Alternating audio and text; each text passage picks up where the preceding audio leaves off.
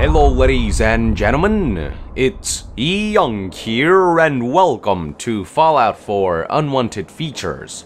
It's been a few months since I've released my top 10 most wanted features video for Fallout 4, and since then many people have expressed in the comments features they don't want.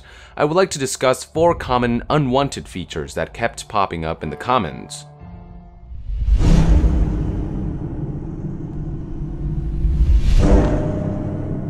A few months ago, Kotaku leaked what they labeled as official casting scripts for the player character, which quickly had Fallout fans arguing about the prospect of a voiced protagonist.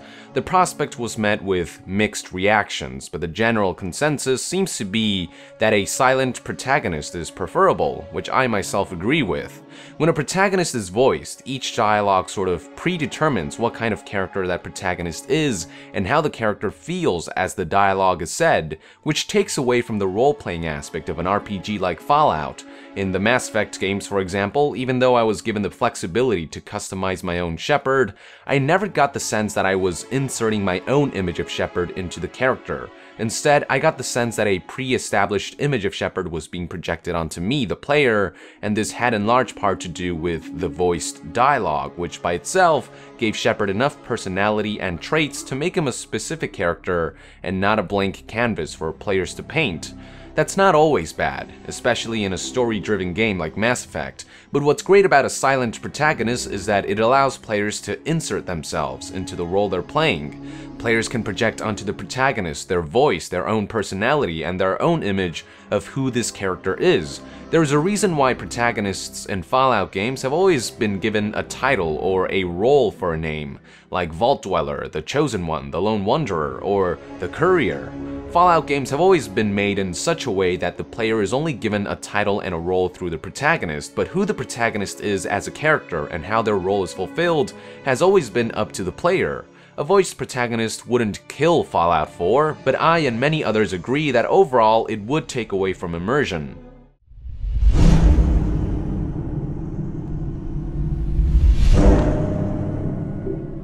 Vehicles was actually something that I put in my most wanted features list, but it was met with mixed reactions.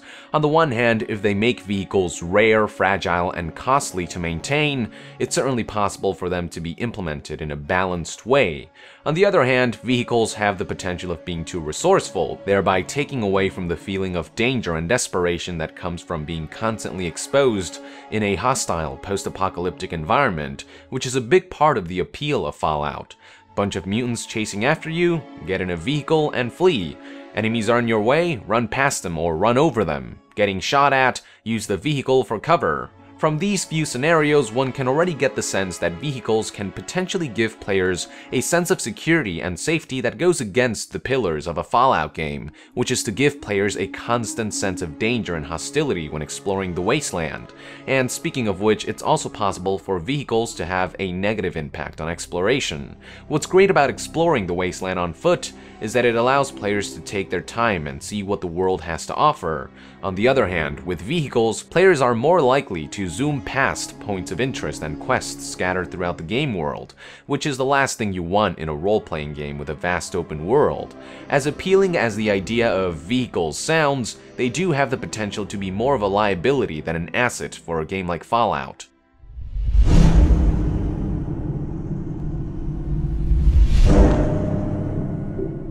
As a believer that multiplayer should never be implemented into a Fallout game, I never so much as mentioned multiplayer in my most wanted features video, but it was still a big topic in the comments. There are some people proposing that Fallout 4 should feature a cooperative multiplayer mode in which 2 to 4 players get to explore together what is likely going to be a post-apocalyptic Massachusetts, and others are even proposing that Fallout 4 should allow players to engage in 16-player competitive death matches. But for many, including myself, the implementation of multiplayer features, co-op or otherwise, would ruin the game. Don't get me wrong, I totally get the appeal of exploring a post-apocalyptic open-world sandbox in a Bethesda Game Studios game with friends, but in my opinion, and many others' opinions, such a feature does not belong in a Fallout game.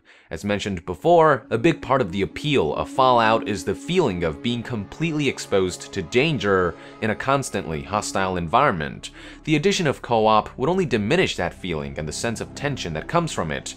I would be more lenient with a feature like co-op being implemented in an Elder Scrolls game, since those games are more about adventuring and epic quests, but Fallout is more about tension, desperation, desolation, and survival, all of which are best realized in a single-player experience.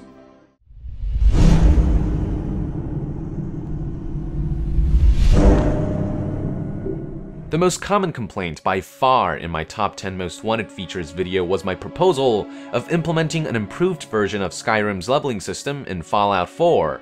Now, before I move on, I would like to clarify that I did not mean that the special leveling system should be excluded or replaced, but rather that it should be integrated with an improved and more balanced version of the practice makes perfect style of leveling in Skyrim.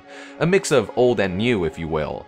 I personally still haven't changed my mind on this, but I do understand why there are so many people out there who would prefer that Fallout 4 sticks to a leveling system that borrows and improves upon Fallout 3 or the older Fallout games. Many pointed out that implementing a leveling system similar to Skyrim's comes with the risk of Fallout 4 losing its identity and basically becoming Skyrim with guns, which is certainly true. Furthermore, many also stated that just because a leveling system works with one game, that doesn't necessarily mean it will translate well to another, which I have to agree with. There are also those who just flat out hated the way Skyrim handled leveling, since it forced players to grind specific skills by performing specific actions over and over again, instead of allowing them to simply just add points to skills after leveling up. With all said and done, it would be more compelling for Bethesda game studios to implement a leveling system that sets itself apart from something so different like Elder Scrolls, and to implement a leveling system that fits the type of game that Fallout 4 is. I have very little doubt that these special attributes will make a return in some way, shape, or form, since it's one of those defining features of the franchise, but how Bethesda plans to integrate special with experience points and skills this time, and whether they plan to go back to a system in which players get to place points into attributes and skills, remains to be seen. Just don't be too surprised if Bethesda does decide to borrow elements from Skyrim for Fallout 4, like they borrowed elements from Oblivion for Fallout 3, for better or for worse. So there you have it, folks, 4 features that Fallout fans hope to avoid. Thank you for tuning in. Be sure to let our nation know in the comments below your thoughts about these 4 features, and let us know other features you wouldn't want to see in Fallout 4. And if you haven't done so yet, to be further updated on Fallout 4, be sure to join the nation and subscribe to Young Yeah. I'll see you guys next time. Thank you very much, and Young out.